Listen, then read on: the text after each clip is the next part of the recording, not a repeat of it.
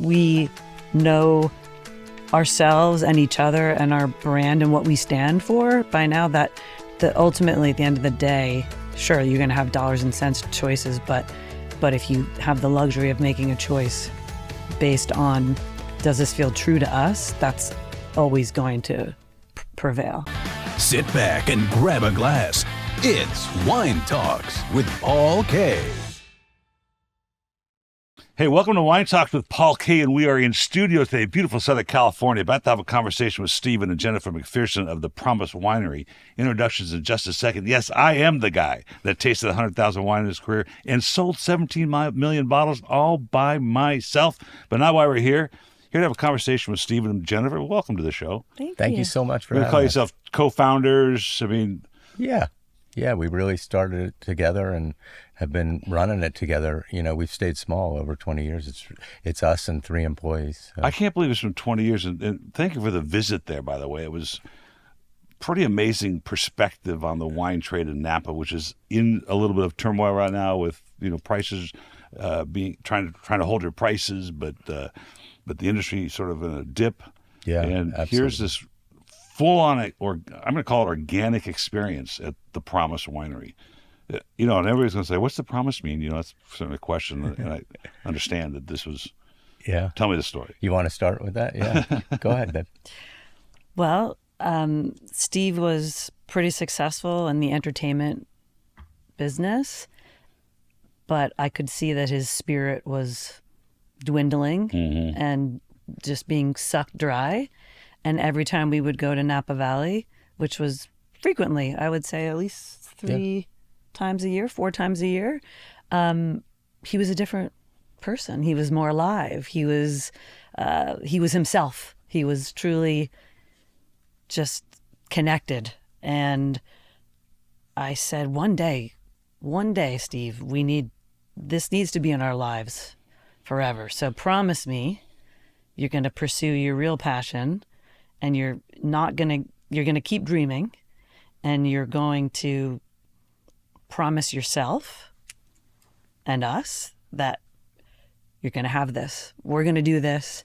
You're going to figure out a way to keep this part of you forever. And he made that promise? Yeah, he made that promise on our wedding day. Well, and it's we dated for almost 4.5 years, and I was a type A kind of competitive businessman, and for years I would say, honey, I looked at the strat planning sheet. This is a bad business. You're making a product, you're putting it in the closet for 3 years. And she was like, oh, yeah.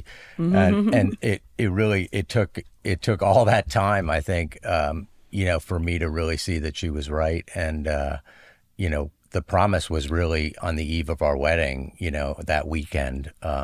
And we had no idea really what that meant. It's not like the promise was, listen, in 20 years, we want to have a winery that produces X and, but it was enough to push me over the edge to take that chance. And that fall, we got married in June, and that fall we bought some grapes from a friend of ours, and the rest is history. Not only did you make a promise to your wife, but you told her she was right. What's up with that? Yeah, exactly. That's bad. We set the precedent. Yeah. But, good way to start the marriage. Yeah, that is a good way. Yeah. I'm still struggling with that 35 years later. It's an interesting perspective, because it does take that long, and it is a difficult business, and it's very hard to make money. And not unlike owning an airplane is not a profitable thing generally. It's very hard to run a business like that. And wine is the same. So it does really just take an amazing amount of passion. And clearly when we visit the Promise Winery, that's what's built into the landscape of Napa Valley. But you can't do it without that, can you? No, you really can't. And I think, we say now, 21 years into the business, it has not been easy, and I wouldn't change my perspective of this is a great business to make money at, but it's an amazing business if you love it, and it makes us, enormously fulfilled, and it's become a life's work for us to some extent. But that's, I think there's so many there's always a million reasons why not to pursue your dream or that harder road or that, that kind of, quest project that you might have.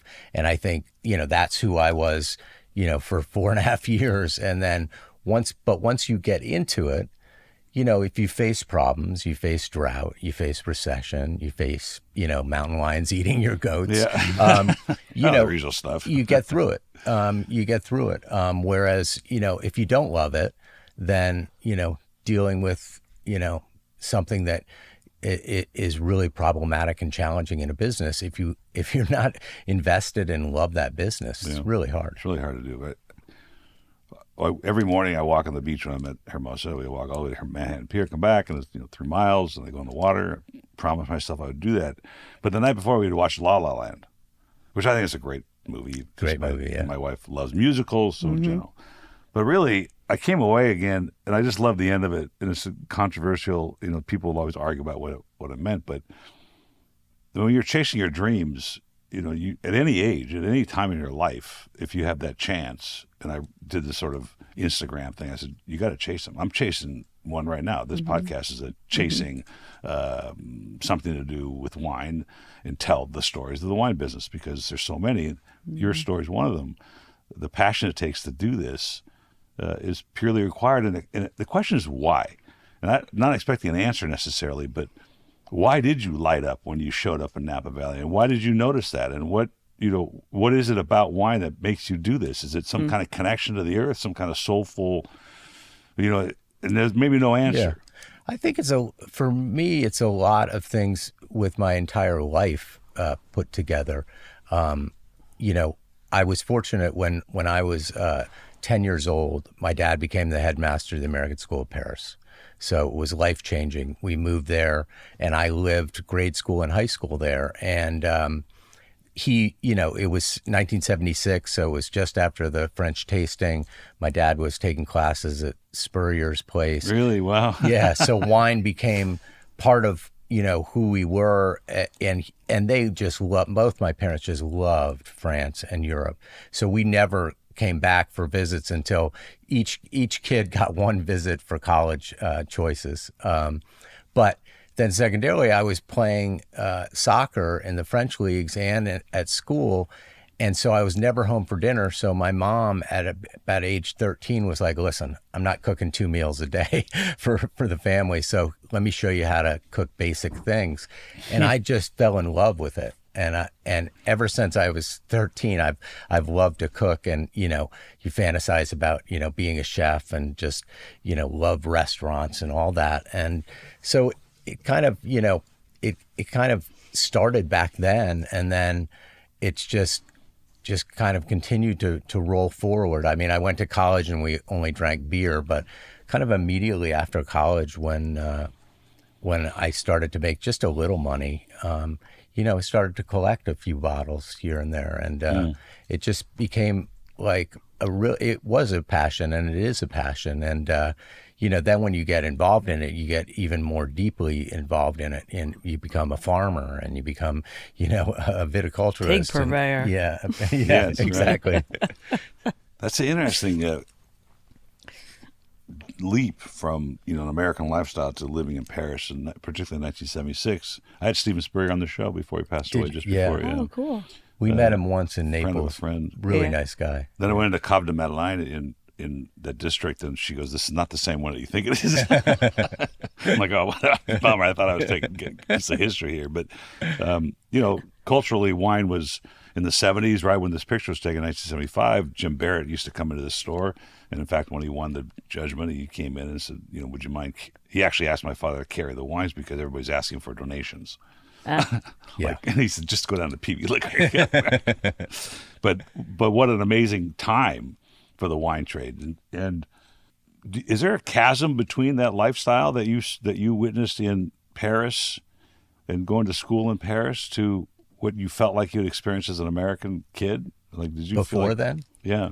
Well, I mean, my dad, he passed last fall, but we used to laugh, before we went to France, wine was Lancers in the old, we used to carry it. Lancers and Chianti in those big things because the kids liked it. But so I mean, there was a giant difference between the two, and I look back and I think, boy, would I have been that interested in wine had I never gone to France, but then moved to California and Napa was there? Probably not. What about your experience with wine, Jennifer? Did you? Is it in your family at all? So interestingly, my mom was a horrible cook, but my dad was a great chef and really passionate about cooking. First generation Italian, so every Sunday it was an occasion, and it was a time where we would all gather in the kitchen, or we would at least kind of come together as a family. That was kind of short-lived, but then later on in life, I started working in restaurants, and wine was not a big thing in my life, my childhood growing up at all. I do remember, some like neighbors drinking box wines, etc.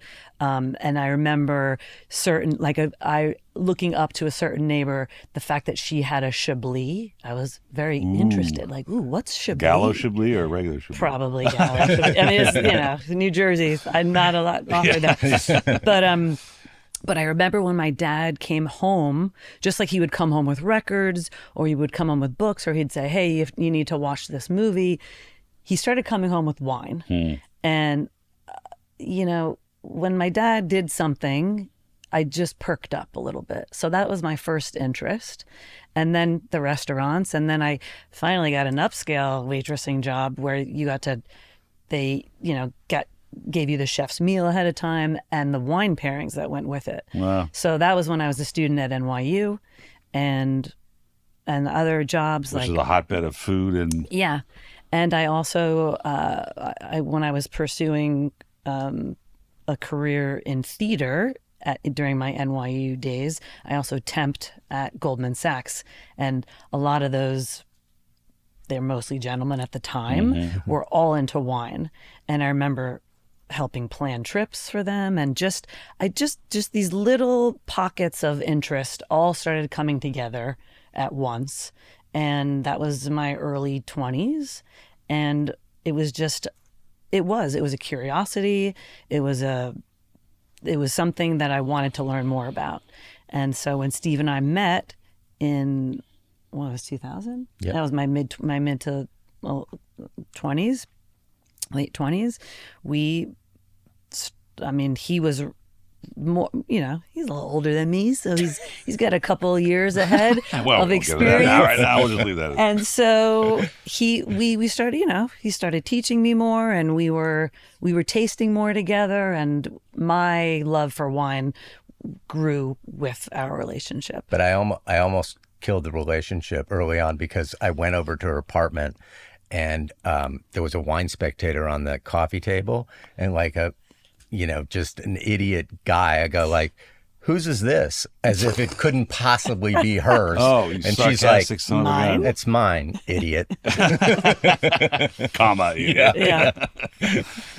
It's a fascinating industry, and sometimes it does take that sort of time and many different inputs for it to come around. I did this for 15 years probably, and I was just a businessman. I just sold it, and I did the best I could at making margins and selling good things. Of course, that's how we stayed alive. But probably like 20 years ago, it hit me that there's something very unique and special about this beverage that can't be defined that way. It can only be defined in the passion you get when you talk to people that try to understand it, because we're never going to understand it.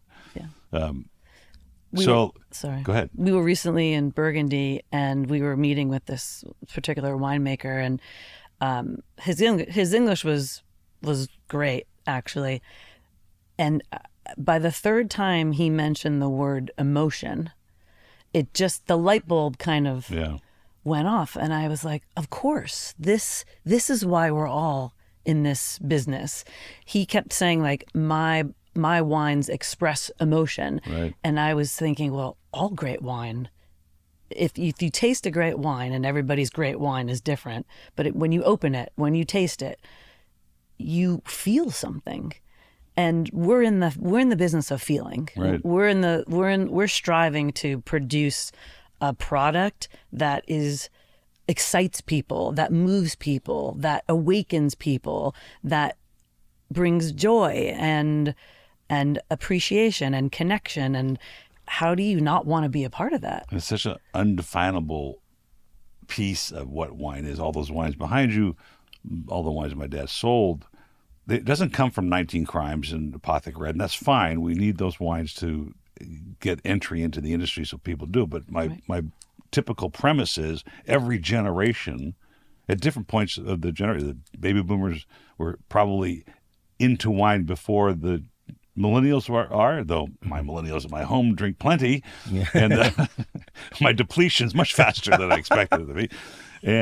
And then the Gen Zs, which is the huge topic of current marketing issues in the wine business, will be a little bit later. Mm-hmm. But I think the indefinable thing about what you just said is the part that will unite everybody.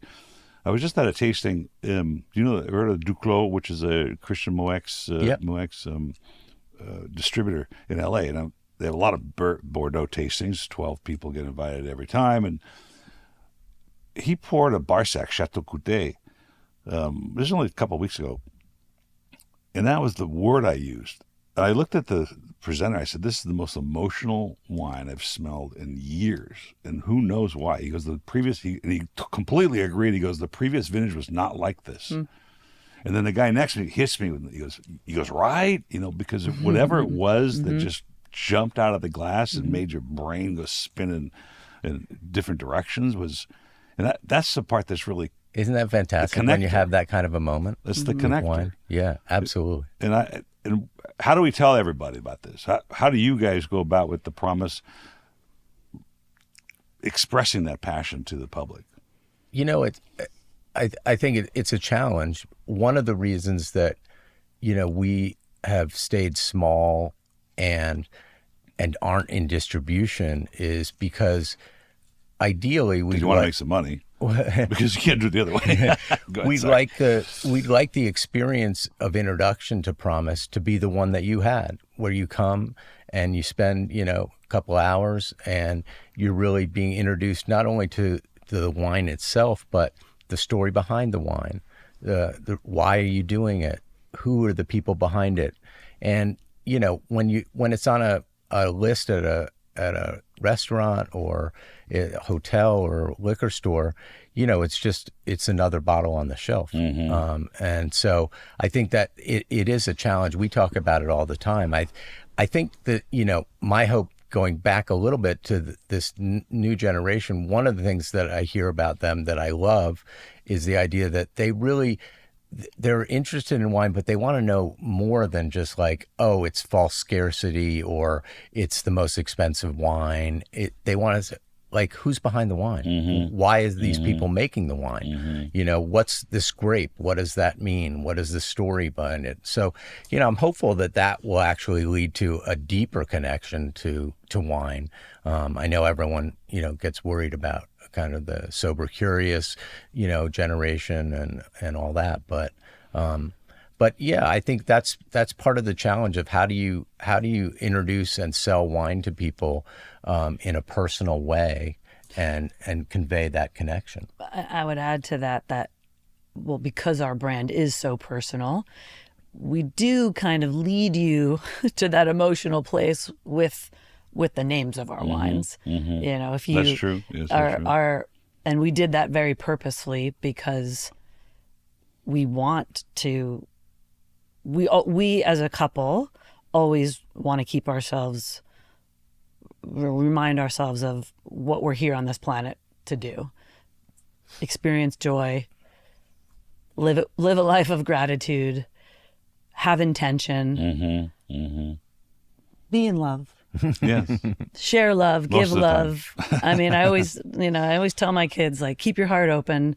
It's just, that's what we decided to name or to kind of announce each wine we have with an affirmation that we want to always share. It's your success in the entertainment industry. I think, how long were you About 26, 7 years. And you something. ran CBS or ABC. ABC yeah. TV. Yeah. Okay, this is where ChatGPT got it wrong. I knew it was ABC, but it says, I'm not kidding you, it says, what lessons did you learn at CBS? That's so funny. Yeah. Because, you know, we were at Disneyland with the kids, my grandkids, and we went to the Goofy's Kitchen, and one of the chipmunks came over, you know, there's, Yeah. Yeah. I forgot the names now, Chip and Dale. And so I asked ChatGPT, which one is Dale, which one's Chip? And it was wrong. So it comes over and I said, hey, Chip. And he goes, no, I'm Dale. You know, you can't say anything, but he's like, no. Like, no.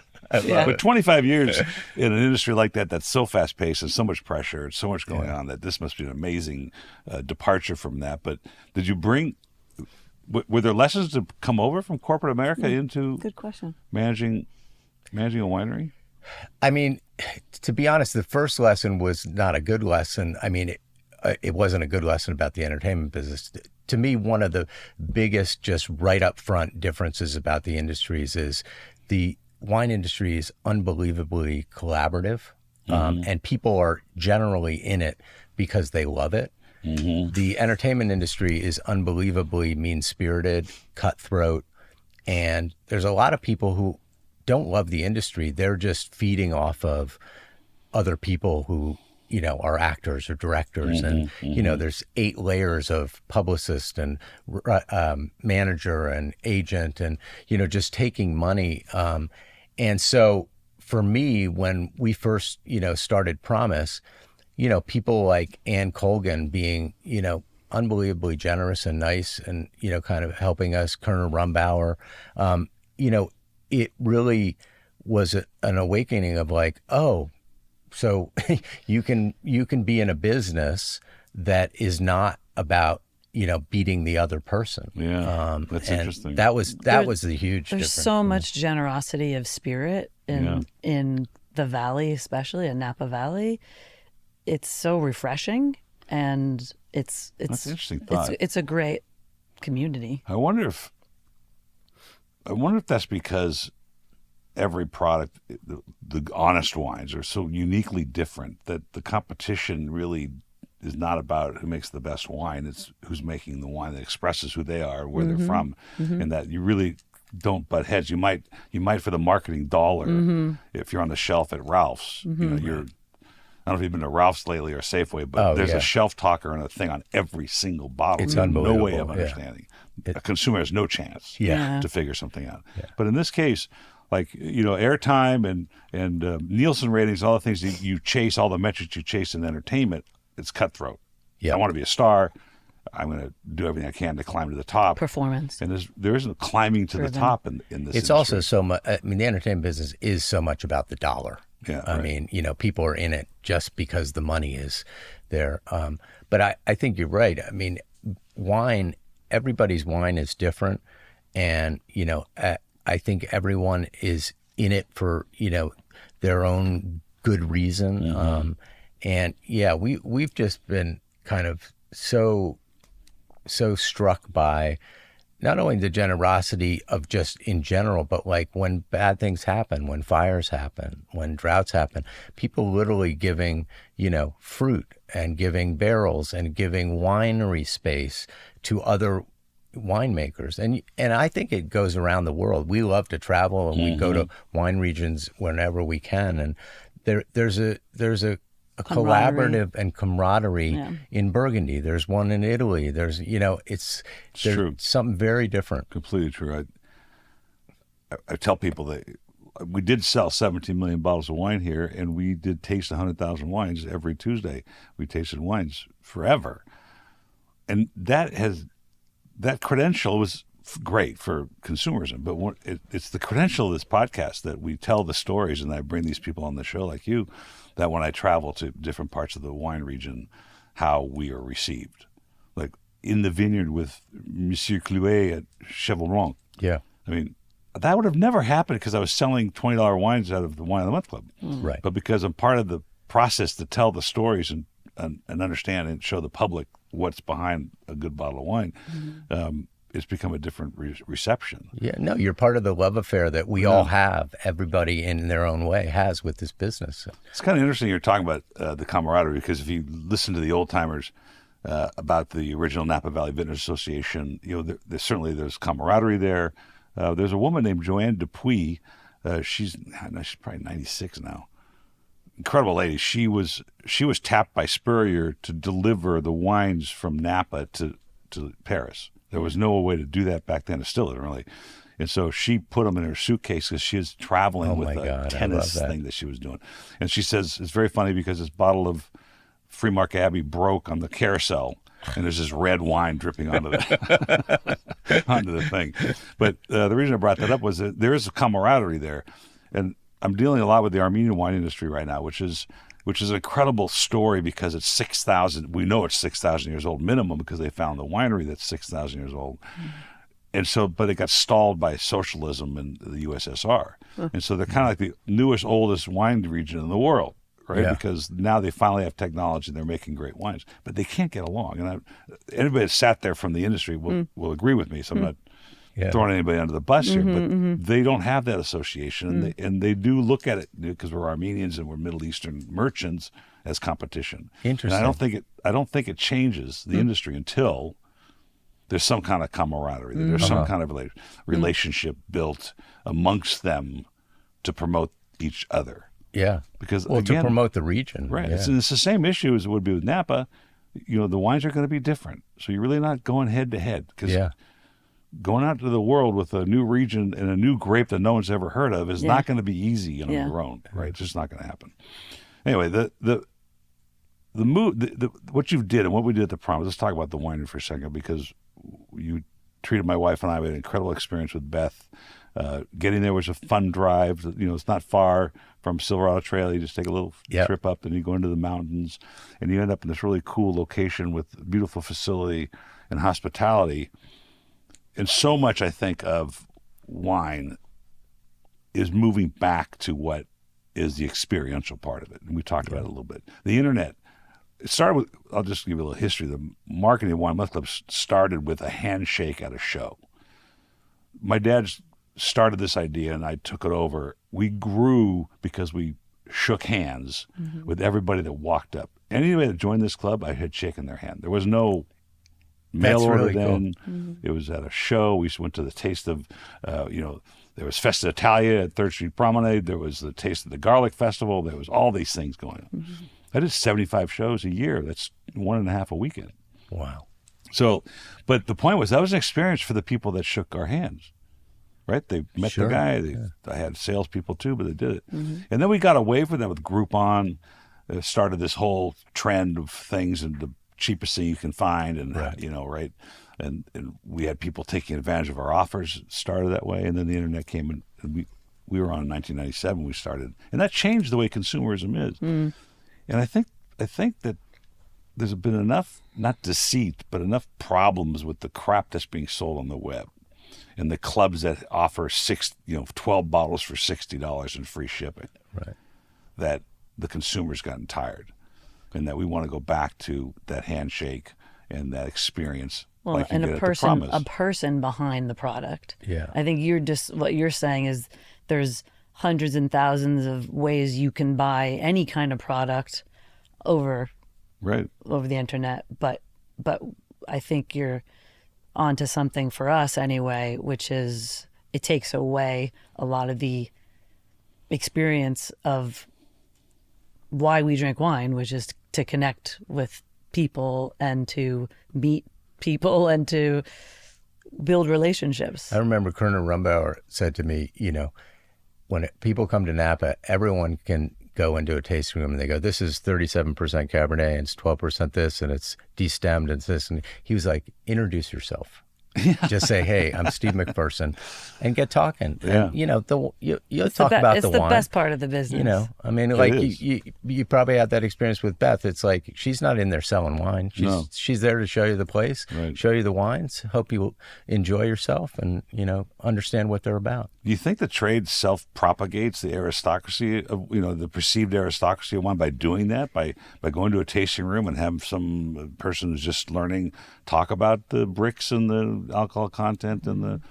I mean, to me, it's off-putting because I feel like we often say, like, when people come to Promise, it's like no snob zone, like, you know, right. Like, you know, and I think that, you know, Parker was great for people who were intimidated by wine and, you know, okay, I feel better. It got a 92 or 93 or whatever. But I think it made people who don't have all the semantics of the sommelier and don't maybe have the knowledge. Who cares? Yeah. Did you enjoy it?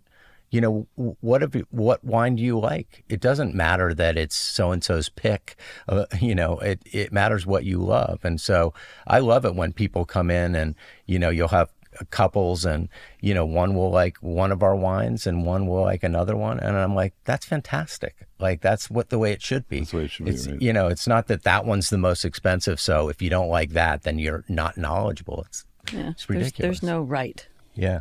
There's no right. And you want people to say, when they pour the wine at home, oh, this is the McPherson family's wine, and this is their thing. And they make their own prosciutto over there. So let's talk about that. I mean, of all the experiences there is to have in wine, and I've always told, as a consultant, when I talk to people, it's like, you want people to sit at the dinner table and tell your story when they open the bottle. You don't want them talking about how they got it for $5 on Groupon. That's not the story, right? Yeah. And so, man, going to the Promise and seeing a beautiful room, and then she brings out, you know, home cured prosciutto. I mean, that is a real organic approach to what you guys are doing. Yeah. The hen house, yeah, right, and she shows us how the eggs roll down the AstroTurf there. Isn't that a great? That's a really cool thing. So what spawned that part? Like, you could have opened a tasting room, you could have been weddings, you're building the barn where you're going to put all kinds of cool venue type things. But what spawned this now? And she's laughing already. She's like, what the hell? Well, I'm just remembering when he came home and he's like, I bought a couple pigs. I was like, and where are we? You know, your marriage is pretty good, though. That you survives that, right? Because I would say I bought a couple cars that they could be thrown out of the house. That's what I actually always say. I'm like, well, it could be worse. He could be buying, you know, sports Ferraris cars and whatever. But no, my husband likes to 400-pound hogs. His hobby. Well, you saw the designer pigs, the Burkle slicer in the tasting room. Beautiful. I joke that is my midlife crisis Porsche. Like, that's what I buy. I mean, probably costs about the same. Too. Yeah, I love Beautiful. all sorts of food. Yes, and I love the idea of artisans of any kind. If somebody makes the best butter in Vermont, great. Let's do that. If somebody makes the best prosciutto, I want to find out. And people say, well, how did you learn to do that? Because I'm obsessed with it. I love it. Mm-hmm. And I literally researched pigs.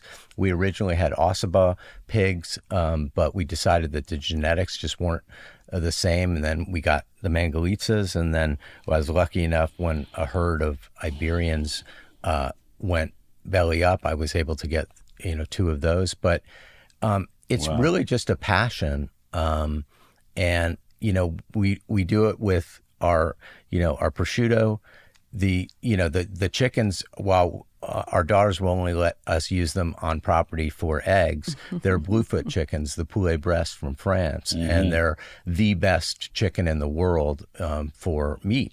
And so we have a partnership with the Montessori school, and so we do raise some of them there, and you feed them corn and milk for the final 3 months of their lives. And but it's all that stuff. We have a partnership with a chocolatier that we make bean to bar chocolate, and I just love their passion about it. They make, to me, the best chocolate that I've ever tasted, and they make it in their own way. Each chocolate has a little salt and cinnamon added, and they like a certain bean from Ecuador, and those kind of food passions. You're talking about your daughter in upstate New York, buying the vegetables from the farmer. I mean, one of the toughest things moving away from France and coming to the U.S., and we went with our daughters later in life too. We took them when they were younger for a full school year. But in France, there's the butcher, and it's probably a third or fourth generation guy, and there's a vegetable guy and there's the fish guy. The it's cheese not guy. a Whole Foods. It's not a Whole Foods and a huge mass, Bristol Farms, and they're passionate about what they do. Right. I mean, I would go in, one night thinking I'm going to get a hanger steak, and the guy would be like, "You're not getting that. Like, that's not good today, and this is what you're getting." And you're like, "Okay, seems like a good bet." That's an interesting part, and clearly your European lifestyle has evolved, and that explains a lot of what we saw at the Promise Winery, because you are what you eats, right? There's a professor out of Yale named Paul Friedman. His lectures are about medieval servitude, okay? But his passion is the evolution of food in America. Really? He's written 2 or 3 books. One of them is called The 10 Top Restaurants, the most influential restaurants in America, and they're nothing what you think they are. And the other one, and I can't remember the name of it, but it's about how America, with the freeway system and the Howard Johnsons of the world, have homogenized the regional foods. Huh. Like you can get Texas chili in New Hampshire, and et cetera, et cetera. Yeah. And it's sort of dumbed everything down. And I think that's changing. I think it's changing for the passion that you guys have to making sure people understand it. Having lived in France, they protect their butter, they protect their cheese, obviously they protect their wine. And I think we're learning that. Like my daughter's learning, like I took the grandkids and we picked apples. I mean, it was unbelievable. Yeah. What an organic experience. It's great. I hope that we can figure out a way to have these small production, whatever it is, whether it's apples or pigs, that we can figure out how to keep the doors open and monetize it. Because, I mean, this is why we've grown to become a commercialized production facility, because it's really difficult financially to keep it going. Yeah. Well, they say, we butchered our farms. The book, The Third Plate by Dan Barber, the chef of Blue Hill Farms. When he wrote that book, actually, probably organic farming was difficult to feed the masses. It wasn't producing as much, but that's changed a lot. Right. And I think people like to go down the street to get their fresh bread. And I think there's a cultural evolution. It's very slow. Yeah. I mean, we only changed food in America in the 80s, from frozen steak and, canned beans to homemade when we foods. moved to France, cheese before that was Cracker Barrel. Yeah, right. Like, that was so great, right? So now you have a list of customers, right? They're members. You join the Promise. Yeah. It's not open to the public generally. Correct. I mean, maybe by appointment if somebody wants to do it. And then so they visit, they make an appointment, they come see Beth, Yeah, I mean, it's just, we're not open to the public. And so you have to know somebody, know a friend or be a friend. And we only see one party at a time because we really want that experience to be, personal. And we try not to see, parties over 8 or 10 because we really want, it to be intimate and be a certain kind of experience. Are there plans for weddings, engagements? No. I think we do. People do get engaged there sometimes, and there's a lot of people who will buy the wine for a wedding or for an engagement or to give as a gift, and that's great. That's become part of what Promise is and what the story is. But it's it's a really personal experience, and I think that's becoming much more important to people out there in wine. Clearly, the picture of my dad. Well, this patch. This is Les Amis de Vin. It was an organization. I've talked about this on the show before, but it was an organization in America. It was 150 chapters. You had to have a wine shop to own a chapter, but it was about the experience. So my dad would put on dinners at Marineland, and they'd go down there, and the women would wear their minks, and this is a big event. Robert Mondavi would speak. Yeah. Balzer, all the famous critics would speak, and it wasn't about the aristocracy of the wine. It was just the experience of wine, and I think what you're doing is critical to the industry to grow and get away from I think all this non-alc stuff and low-alc stuff and, White Claw and all those there's always been competitive beverages to the wine trade. Yeah. They've just evolved. A There was lot bottles more and now, gins. though. Yeah, there are a few more now. But Yeah. I've had people sit there and trying to tell me that they had this brilliant idea to put wine in a 375 with a Voss bottle like thing. Right. And like that's not what possible marketing angle can you take with a beverage that's at least 6,000 years old and change it? It's the same beverage as it was when Noah landed his ark on the Mount Ararat. Yeah. Right? It may taste a little better than then, but No, I think all those gimmicks are just that. They're gimmicks. they'll come and go. Yeah. I mean, White Zinfandel was a mistake. Yeah. Right. We still get people who think they don't like rosé because of White Zinfandel. Yeah, right, yeah. They think that's what rosé is meant to be. So That's an evolution, I guess, of generations we have to just suffer through. Yeah. I spent 25 years here with my wife. I worked 10 years at the Wine Monthly. I made more money when she wasn't around, but she's a licensed CPA, and all of a sudden now I had to follow the rules. To this day. You guys worked together before you joined together in this? No, we didn't. You No, got we up, didn't. went to work every day, and Yeah, it was very separate. she was slinging hash at the restaurants. Yeah, I she has jumped another ship. career. I briefly thought maybe I wanted to work in the entertainment industry, but I jumped ship on that pretty early on, and I went back and got my master's in psychology. Oh, wow. So I practice psychotherapy Interesting. still. Currently. Yes. And so is there a lesson to learn working together, or because you still have sort of separate, you have your own career a little that takes time away from the wine together? Because my wife and I would sit next to each other. I finally learned I should not put a window between our offices when we move. Right. Yeah. I mean, it's interesting. The place where, because, we live in Los Angeles for the most part. We have lived in Napa as well, but for our children's education, live in Los Angeles. And that gives a little bit separation because I do spend more Couple time weeks up out of the in month. Napa than We she have does. some more space. Yeah, that's good. But That's good. I remember, in LA, the only place that it really caused a problem is that our kids at some points have said, honestly, can we not talk about business like at dinner? Because if you mention, if you guys talk about the wine industry, we're getting up and having dinner in the other room. Okay, that's really funny. Yeah. My kids haven't gotten there yet. Maybe because I'm the guy, I have the purse strings when it comes to the bottle of wine, so they don't get cut off. But they're still, they're 17 and 19, almost 18 and that's 20 right, now. yes, They're right. and they're, by the way, their palates are great. They're incredible cooks. they love to cook, yeah. And I think they're just coming around to enjoying wine, but they've seen how bumpy a road it can be. And, I think at some point, one frustrated moment, one child said to Steve, one water tank why can't you draining or have, something." why can't you have a normal job like everybody else's parents? yeah, Right? that's really funny. A normal job. Yeah, that's We're like, really what funny. is that exactly Yeah, what are you nowadays? talking about? Yeah. Well, if So- you look, you can't see it in this picture, but the actual beer box was behind this display, and that was the first display of the wines of the month. So that's why I spent most of my time when I worked at the pharmacy and the wine shops, was in that beer box.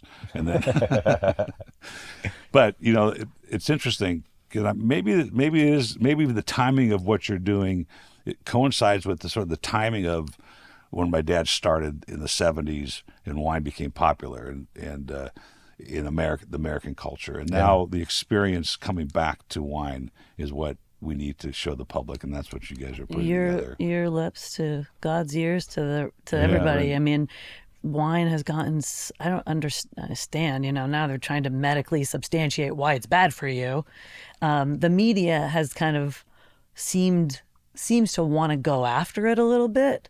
That's true. I don't know why that is. And The teetotalers, the neo-prohibitionists are back. yeah, rather than talk about the beauty and the history and the all the benefits, which there are those studies being done, but the media doesn't seem to want to talk about that angle anymore. Well, and So- the media has changed so much. I mean, the media is now, there is no news. It's all entertainment. It's all driven by clicks. And so, That's right. Being negative, unfortunately, sells. And so I think people find things to go after and find, you're going to get a lot more clicks with nobody's drinking wine ever again than, exactly. hey, here's a really cool region, Armenia, that's, just starting out and it's been around for 6,000 years. I mean, it just, unfortunately, it doesn't get the same, the same amount of attention, but I think it should. I think, all these things should. So we have to find a bridge and an invitation and some kind of way to include the TikTok generation and into enjoying wine. Well, it's damned if you do and damned if you don't when it comes to social. Because if you don't do it, then you're looked as not square, but not contemporary. Exactly. And where else do you mark? There's no such thing as Larry Tate PR anymore, right? That doesn't exist. You can't go into a PR agency and what the PR agency is going to do today is go to the web and go to the social. That is what it is, right? But I think philosophically you just have to stay the course. And I tell this to a lot of wineries I speak with. It'll ebb and flow, and if you're not true to what you are and what you're doing, then all you're doing is cheating yourself, and you're not going to be able to control what the market does for you anyway. So you might as well just stay true to your story and represent what you are. And I think that honesty in all products, in all passion comes out. And when you talk about the health benefits, I mean, that book right there, that's the Morley Safer's, the result of the Morley Safer's 1990 60-minute display of the Mediterranean lifestyle, which includes a steady diet of wine as part of it. It's certainly not the criminal part of somebody's lifestyle. I forget the new. There have been a few of them, and there's one that's like just published within the last year or two as well. So there are. It's kind of like if you history repeats itself. And sometimes we don't learn the lessons. And I'm going to talk about climate change for a second, not a political show. But, I had somebody criticize my show because I said that. Well, Paul should be talking about politics. But, there's been... Paul, it's your show. You can talk about whatever the heck you want to talk about. It's true. But, I don't want to ruffle any feathers when it comes to that. I'm happy to ruffle wine feathers. But you're going to ruffle somebody's feathers. Yeah. But, there was a cold snap for 15 years in the late 1700s, and Champagne suffered drastically for it, and that's that's just the way it goes. It happens before. I was reading about Barcelona. There's a new book out from the Cladstrups who wrote Wine and War. If you haven't read that book, you must read it. And then they also wrote Champagne Charlie, and then she just released a book called Eugénie, which is the story of Napoleon III's wife when they created the 1855 classification. Got it. And the Cladstrups are brilliant people. They live in Paris. They're Americans. So I was reading that book, and they were talking about in Barcelona, because she was the princess, or the family was from Barcelona, that there was massive drought and then massive flooding, destroying Sounds Kerrville, familiar. Yeah, it sounds very familiar. Right? Sounds familiar, doesn't it? That was like 18-something. Yeah. So it ebbs and flows. But... so I'm going to do so. We're almost out of time. It's unbelievable. That's like one of the fastest podcasts I've ever been through. It's been great. This is fun. Since we're talking about the health benefits, this is a book by Dr. Murray, who was a French doctor in the 70s. He was an MD as well as a homeopathic doctor. And this is Wine is the Best Medicine. Now, the answer to the question I'm going to ask you is going to be a French district or a French varietal. Yeah. And by the way, if I give you three answers, only 33% of the people get it right. Okay. But it's kind of like the Master of Wine and Master Somm test in that the answer is important, but we kind of want to know what you're thinking to get to that answer. Got it. Okay? Yeah. So don't be embarrassed or anything like that. No. So I'll give you an ailment, and I'll give you three potential cures, or at least symptom relievers for that ailment. So we could do, let's just say we have a fever. We could have a Grave, or a dry champagne, or a Côte de Beaune to handle our fever. What do you think it is, and why do you think it is? And I'll accept two different answers from two different people. A champagne. What kind of champagne? A dry champagne, champagne. A Côte de Beaune, a Burgundy, as you know. It's interesting. The first place I go is the alcohol content. and That's whether interesting thought. you want to have more alcohol for a fever or you want to have less alcohol for a fever. But that's only one element, certainly. I think my gut is champagne, because I find champagne to be the most festive of what you've given me in terms of the choices, That's true. and kind of uplifting in that sense. And it is lower alcohol, so maybe if that is a way to go. But yeah, I think I would go champagne, a nice like Blanc de Blanc. I mean, what occasion doesn't improve with Yeah. the champagne? Well, I think that's the answer to all of them, right? Like, Yeah, it exactly. didn't help you. At least you feel better. Yeah, exactly. Yeah. And there's a dosage with this. So you're right. You're part of the 33%. Oh my God. And almost the reason is because these wines contain, among other things, two important elements for a feverish person. Phosphorus, which is eminently stimulating, Oh, and interesting. sulfur in sulfate of potassium form, whose detoxifying action on the body has been established. Huh. That's Cool. really interesting. What do you think the dose would be? It might be enough. Am I right? Half a bottle? 2 bottles and call me in the morning. That's it. You split the difference. It's a bottle a day. Definitely, this. I definitely like written this in doctor. the 70s. Yeah. Yeah. Honey, we got to switch doctors. Yeah. We got to switch doctors. He's got some YouTube stuff you can find, but you speak French, obviously, so it's in French. Yeah. I bought both versions, this and the French version. That's great. I found this in my dad's library. That's fun. So I want to touch on one thing Sure. before we go that you said, which I think is so important and so dead on. It's about staying honest to what you're doing. If you're chasing the buck, and for me personally, so if you're chasing the buck in the entertainment industry because that's seductive, it doesn't matter how successful you are, it won't be fulfilling. I mean, you hear all these stories about these really bitter and disgruntled and unfulfilled people who are unbelievably successful in the entertainment industry, and it's true. And I believe that I'm happier now. I mean, I made a lot of money. I was successful. I had power. But I'm so much more fulfilled holding a bottle of my wine than being able to take credit for some piece of work, because it's honestly what I love to do. And we put our heart into every bottle. Every year we're trying to, make a better wine. We're learning something more about agriculture. We're learning something more about viticulture. We're learning something more about winemaking technology. And, just having fun doing it. yeah, I really, my dad had a simple piece of advice, which is really hard to follow, which is find out what you love and then find out how to make money at it. Because he was a realist. But I think what you said is so important for people. And you see the internet. I think one of the things that the internet has done for the younger generation is this idea that like you can be a billionaire. Okay, well, yeah, but if you're a billionaire because you're making, something that's hurting humanity, or it is controversially, that's never going to be fulfilling. No matter how many G5s you buy. that's right. That's a really interesting thought. You 2 examples, which I won't say publicly, popped in my head as soon as you said that. Yeah. But I think staying the course on what you believe is the only thing you can do in any business. And it's hard. And it's hard to do because the influences to go other directions and to change the narrative is too easy. Yeah. It's too easy to chase the dollar and not. Yeah.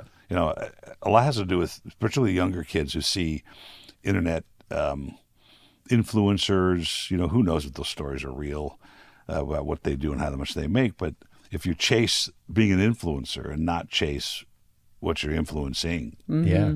it's empty. And I can tell you this with this podcast, I love doing it. I love processing it. I love putting it together. I love hearing the stories. I love telling the stories. And not that I didn't love what I did at the wine trade, but there were so many moving parts to selling a bottle of wine. And like my last full year, which was 2022, I sent 33 million emails.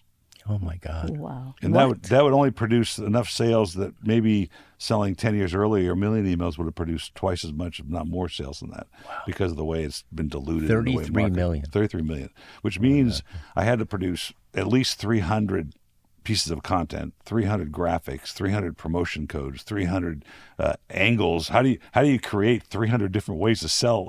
Right. The Bordeaux group or the Chianti group. I would have the Napa Valley Cabernet group. Just whatever I could muster up to catch people's attention. Yeah. And that ended up being 33 million emails. Wow. So that part of it was hard. The passion that drove it was really truly finding interesting wines that people could experiment with and understand. Yeah. And that started to change too, because my competitors who came into the marketplace like Naked Wines and Wink and all these guys were buying this crap from 50 cent a liter wines from who knows where. Yeah. Garbage punch, as we call them. Landing it in New Jersey, bottling it in a billion brands and shipping it out as something different, and it wasn't. And I was not being forced to, but they were coming through my door now. Like in the old days, I just got off the show with August Sebastiani, and I'm talking to him. I slapped myself in the head. I said, "Oh my God, I did a wine. I did 2 big slugs of their wine, a Cabernet Franc and a Merlot." And I told him, I said, "It was this crazy label that you guys found in the back of your warehouse, and there was I bought like 700, 800 cases of each." He goes, "Yeah, that was my sister. She was 3 years old, and she had drawn on the whiteboard, and we took a picture of it and it became the label. We never sold the wine. But the wine was great." And so I go, "That's the stuff Wine of the Month Club used to find. Interesting little things."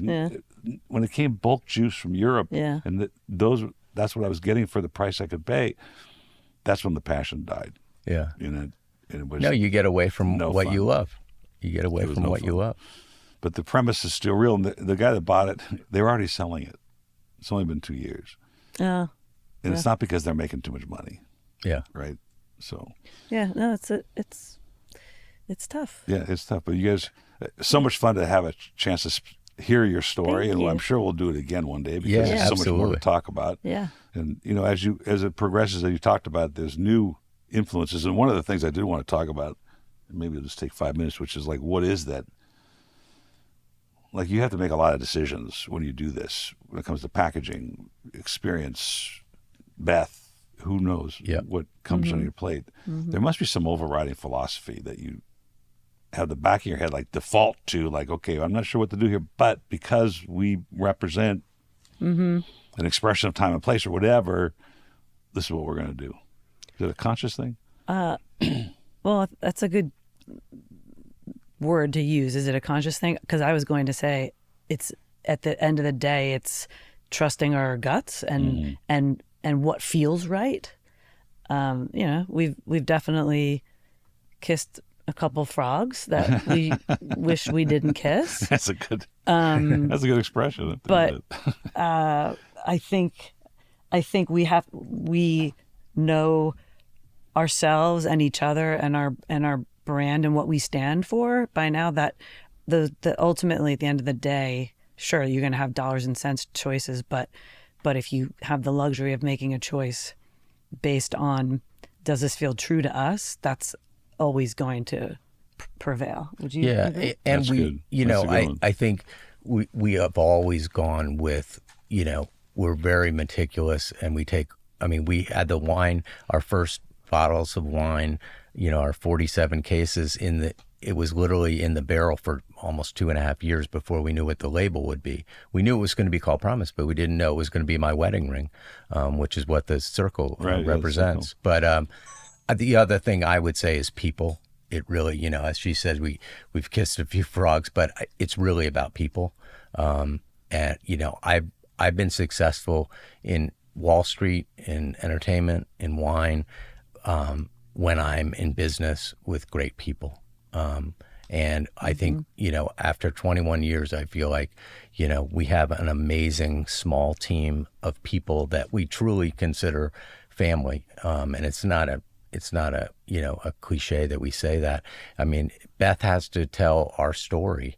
And when you're entrusting somebody to tell your story, that's a really personal and powerful thing. And she does it so well, and we trust her to do that.